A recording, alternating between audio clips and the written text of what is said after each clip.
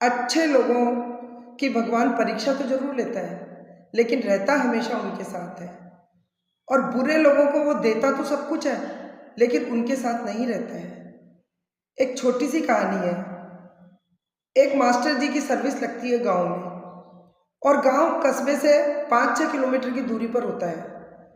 तो मास्टर जी पास में कस्बे में किराए पर मकान ले लेते हैं, कमरा ले लेते हैं, और रोजाना नौकरी के लिए जाते आते हैं। तो कभी तो उनको साधन मिल जाता है और कभी नहीं मिलता, तो वो बड़े परेशान रहते थे। तो उन्होंने सोचा कि मुझे मोटरसाइकिल तो लेनी ही पड़ेगी। तो उन्होंने नौकरी में से कुछ, तनख्वाह में से कुछ पैसे जमा किए और मोटरसाइकिल ले ली। अब लेकिन वो मोटरसाइकिल लेने के बाद ये सोचते थे कि किसी ना किसी को साथ बिठाकर लेके जाऊं और साथ लेके आऊं वापस। हमेशा का उनका ये क्रम था। वो रोजाना किसी ना किसी को लेके आते थे और लेके जाते थे। एक दिन उनको कोई भी नहीं मिला जाने वाला साथ में, तो वो सोच ही रहे थे। इतनी देर में एक आदमी आया, तो मास्टर जी बड़े खुश हुए कि चलो कोई तो मिल गया मुझे।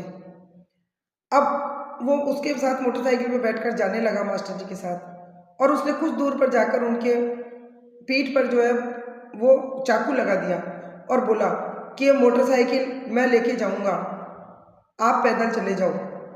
तो मास्टर जी ने कहा ठीक है, तुम मोटरसाइकिल तो ले जाओ, लेकिन किसी को ये मत बताना कि तुमने मुझसे मोटरसाइकिल छीनी है, क्योंकि सबका लिफ्ट देने पे से विश्वास उठ जाएगा और कोई भी किसी की सहायता नहीं करेगा।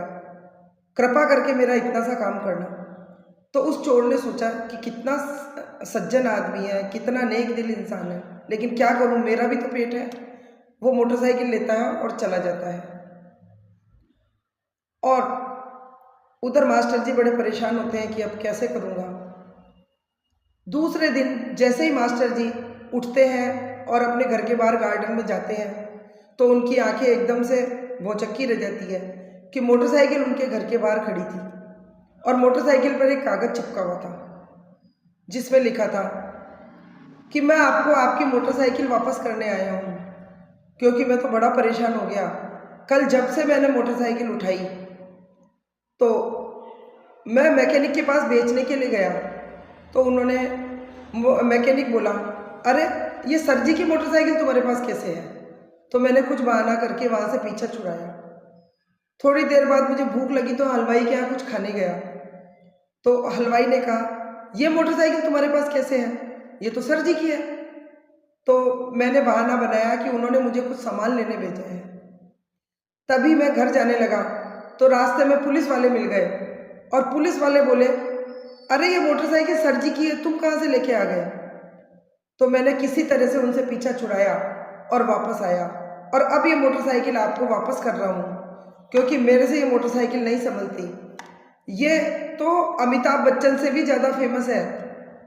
इस मोटरसाइकिल को गांव के सब लोग जानते हैं, और मुझे तो ये लगता है कि ये बॉलीवुड के हीरो से कम नहीं है आपकी मोटरसाइकिल।